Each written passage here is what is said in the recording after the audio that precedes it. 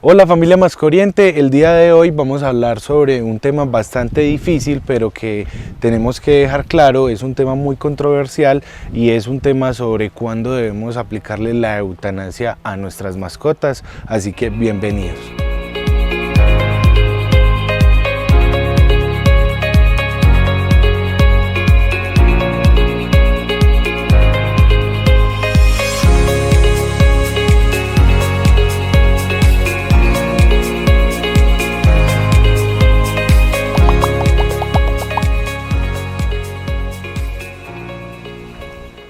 Lo primero, familia, que hay que tener presente es que es un tema bastante complejo, por eso es recomendable que se sienten todos en la familia a hablar sobre el tema cuando llega el momento de tomar esta decisión. Esto con el objetivo pues de que todos entren en conciencia que puede llegar a ser la mejor decisión tanto para el cachorro como para toda la familia. ¿Cómo sabemos que la eutanasia es la mejor decisión? En este sentir, en este momento, debemos de hablar todos los miembros de la familia sobre dos características muy importantes. El primero que hay que tener en cuenta y que hay que considerar son problemas de comportamiento. Ya cuando tenemos una mascota que ha pasado por etólogos, por adiestradores, pero que sigue teniendo problemas de comportamiento más que todo agresivos, tanto como animales como para seres humanos, es importante empezar a considerar esta opción debido a que nuestra mascota se está volviendo un peligro, tanto para los animales que viven en el mismo barrio, la misma unidad, como para los miembros de la familia o nuestros amigos que nos vienen a visitar.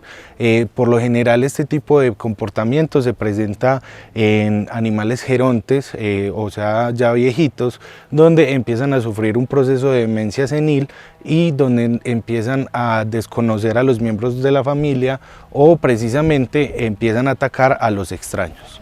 Otra situación que hay que tener en cuenta y que hay que considerar son enfermedades,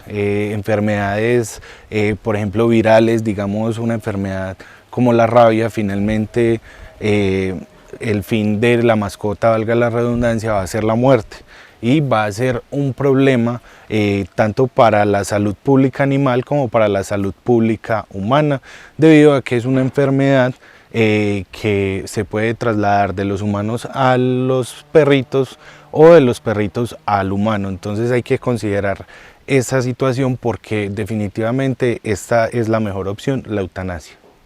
Si de pronto no conoces esta enfermedad que es la rabia, acá en el enlace que te dejo aquí arriba puedes mirar nuestro video sobre específicamente la enfermedad de la rabia y ahí vas a conocer todo sobre ella para que tomes la mejor decisión. También lo que hay que tener presente, familia, y que hay que considerar es la calidad de vida de nuestras mascotas. Entonces tenemos que analizar varios aspectos, como por ejemplo si toma y come por voluntad propia, o sea, se dirige él propiamente hacia la coca a consumir el alimento o a tomar el agua. También si se desplaza con normalidad, si de pronto no siente dolor al momento de desplazarse, de caminar, de correr, de subir escalas. Todo este tipo de dolores son los que tenemos que considerar debido a que van a establecer si el cachorro o nuestra mascota está teniendo una buena calidad de vida o no está teniendo una buena calidad de vida. Y recuerden que lo ideal de tener una mascota es evitar el sufrimiento. Entonces sí es bastante importante toda la familia sentarse a analizar todos estos aspectos.